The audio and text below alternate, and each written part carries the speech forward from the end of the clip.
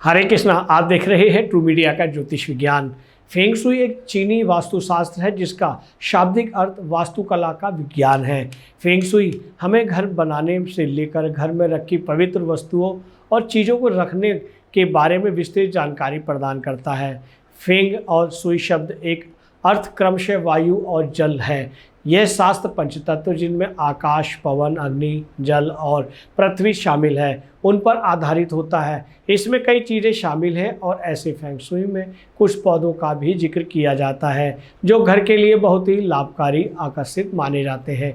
इन्हीं पौधों में से एक है क्वाइन पॉइंट। ऐसा माना जाता है कि जिस तरह से वास्तु के अनुसार घर में मनी प्लांट लगाना शुभ होता है, वैसे ही जब हम चीनी वास्तु की बात करते हैं तब घर में कॉइन प्लांट रखने से आर्थिक लाभ होने की समृद्धि बनी रहती है। आइए जानते हैं कि घर में कॉइन प्लांट रखने के फायदे के बारे में।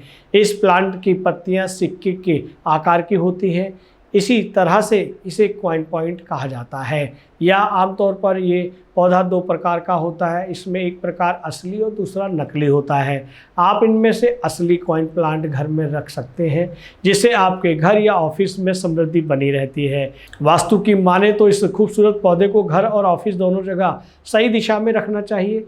इसके लिए सही दिशा उत्तर पूर्व दिशा को माना जाता है। यदि आप घर में कॉइन पॉइंट लगा रहे हैं तो ध्यान रखें कि कभी भी पीली नहीं पड़नी चाहिए। यदि इस पौधे की पत्तियां बिना वजह सूख रही हैं तो आपको आर्थिक हानि हो सकती है। ऐसे में यदि इसकी पत्तियां पीली पड़ रही हैं तो उन्हें तुरंत काट कर हटा देना चाहिए। घर में कॉइन पॉइंट रखने की सबसे अच्छी दिशा ईशान कोण या उत्तर पूर्वी दिशा मानी जाती है।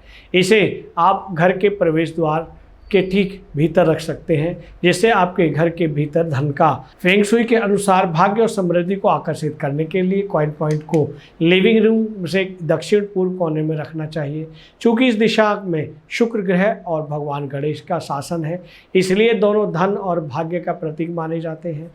यदि आपका घर उत्तरमुखी है तो कॉइन पॉइंट को आप घर के प्रवेश द्वार पर रख सकते हैं। कॉइन पॉइंट को आप किचन की खिड़की या बालकनी में भी रख सकते हैं।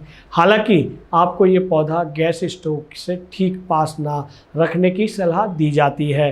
घर के कोने हमेशा चिंता और नकारात्मकता के स्रोत होते हैं, इसलिए यदि आप किसी भी नकारात्मक ऊर्जा को दूर करना चाहते हैं तो घर के कोने में इस पौधे को लगा सकते हैं जिससे घर के लोगों के बीच तनाव कम होता है। दोस्तों, आपने देखा कि फेंग शुई के अनुसार बनाए गए वास्तुशास्त्र के लाभ क्या हैं। ये जानकारी आपको कैसी लगी, हमें आपके भावपूर्ण कमेंट्स की आवश्यकता है। और अधिक जानकारी चाहते हैं तो इस चैनल को शेयर करें और लाइक करें। हरे कृष्णा। ये वीडियो YouTube पर देख रहे हैं तो हमारे चैनल को सब्सक्राइब करें और बेल आइकन को दबाना ना भूलें। अगर आप Facebook पर ये वीडियो देख रहे हैं तो हमारे पेज को लाइक करें।